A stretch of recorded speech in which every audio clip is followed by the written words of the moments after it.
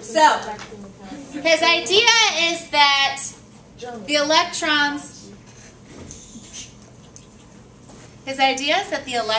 aren't on little orbital rings, but they're in probability clouds. Now, a probability cloud is an idea that the average 7th grader really doesn't have too big of a grasp on. So I am going to discuss Schrodinger's probability clouds, the probability clouds, this way. Do you know where I will be at precisely 6:03 this evening? Your house. No. Can you be more specific? In your living room. All right. Kitchen. On your couch. Kitchen, living room, on my couch, watching TV. These are all good guesses. Would more information make them better guesses? Yes. So let me draw for you a probability cloud of my life after school. It's not terribly exciting. I lead a very boring life. But I will show you what a probability cloud is for my life after school.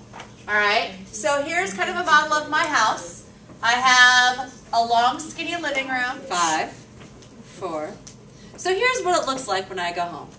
Go home, I unlock the door, I come on in.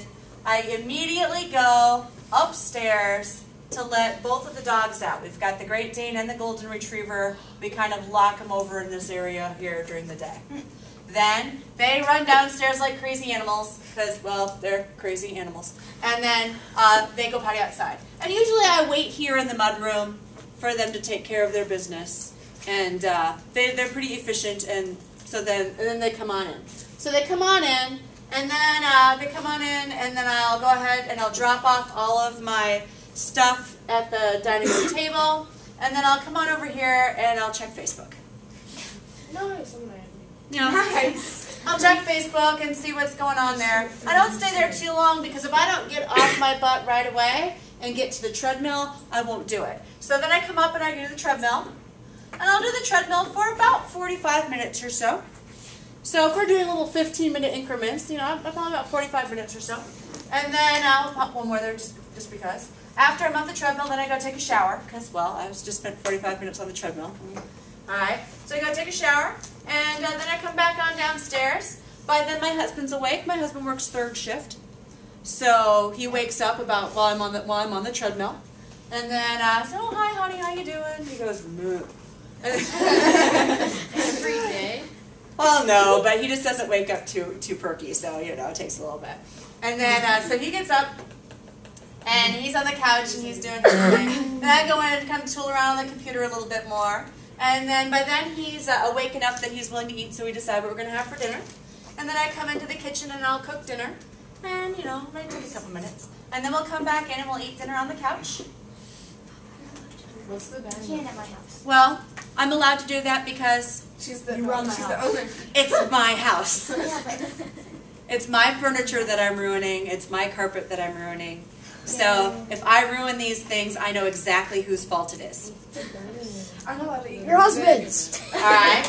So, after I'm done eating, I may go back and tool around on the laptop a bit more. I might read some newspaper articles or spend some more time tooling around on Facebook or whatever. Or I might be in here watching the news because it depends. I want to know what's going on in the world around me. So I kind of flip back and forth between the internet and the news. So I do that, and then Big Bang Theory is going to come on. So I'm going to be watching that.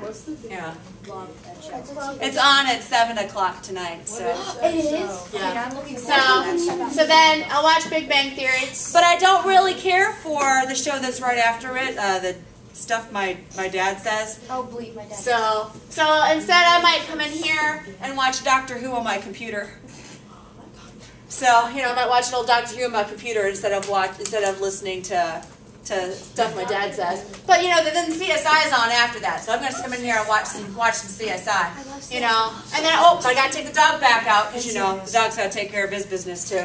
And then we'll do that, and then I'll come back upstairs, go to the bathroom, get a snack, watch some more TV, And then I will get ready for bed and go to bed.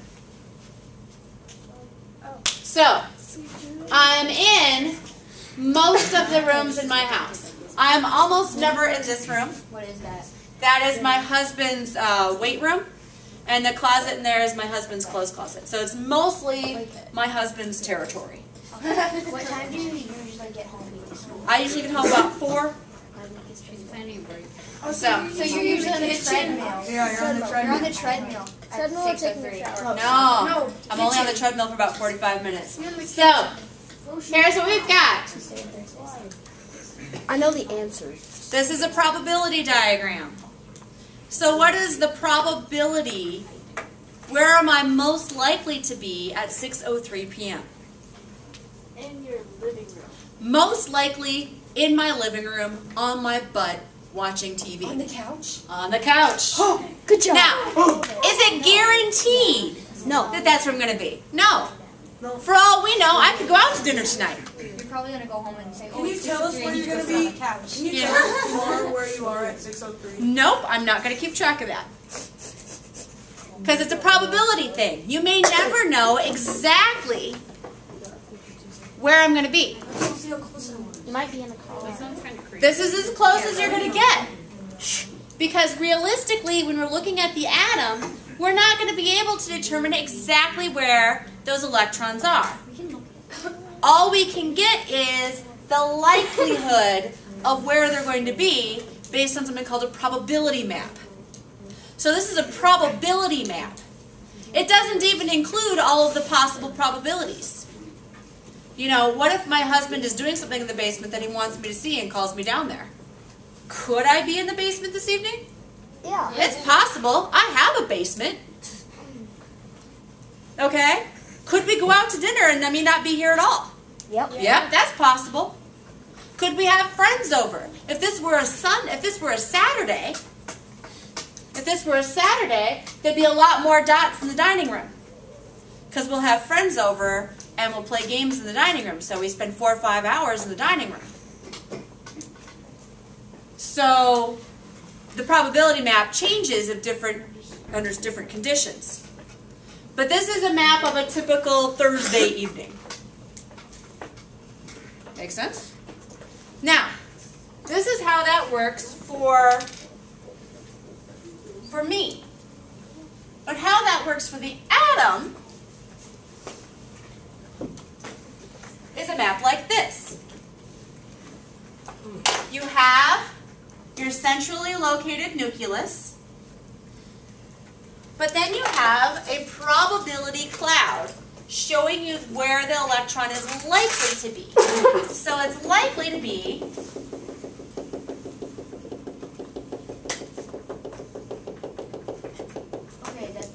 Do you see why teachers don't generally use this diagram? Yes. Even though this diagram is the most accurate? Alright? No, they're not. They still are in those ring-type things or energy levels that Bohr discovered. It's just that instead of saying it's a nice, clean, even orbit, they're not just going round and round. What do they do? They could go zip, zip, zip, zip, zip, zip, zip, zip, zip, zip. They could be anywhere in there. Oh. Alright? But they're not ringing around like some planet around the sun. And the thing is that these orbits are not all shaped like circles. Some of these orbits are pear-shaped. I'm using the wrong word. Orbit's really not the right word. Some of these probability clouds are pear-shaped. So sometimes when you're teaching students,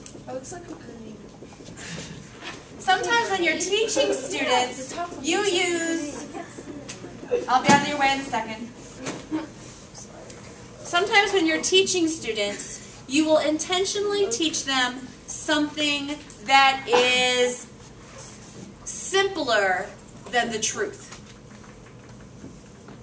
The most accurate information that we know at this time about the atom looks like this. This will probably be the only time I make this drawing for you. Every time I draw the atom after this, I will probably draw a Bohr model. Bohr models are easier to understand, they're simpler, and they're more whiteboard friendly. They don't take as long to draw. So even though the Bohr model is not as accurate, it is still a useful tool for teaching people at the beginning. Does that make sense? Yeah. Yes, sir.